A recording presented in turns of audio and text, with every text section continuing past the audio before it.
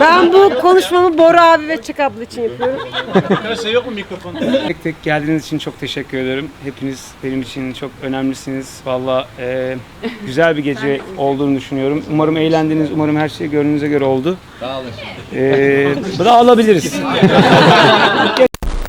Yorulacağız.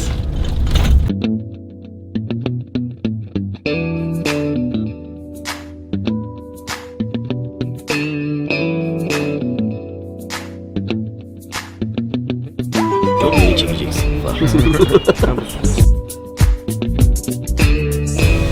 Mutlu yıllar Gökhan. İyi ki doğdun. İyi ki doğdun Gökhan.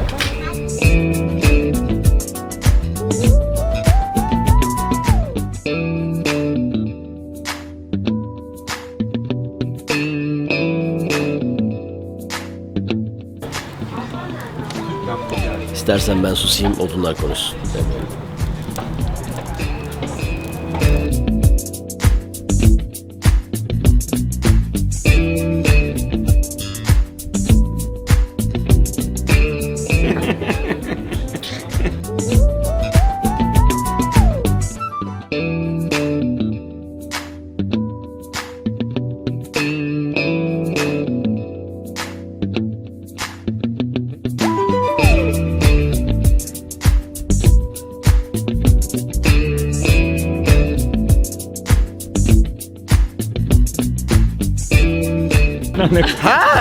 He nasılmış dibinde? Şimdi çatı katında.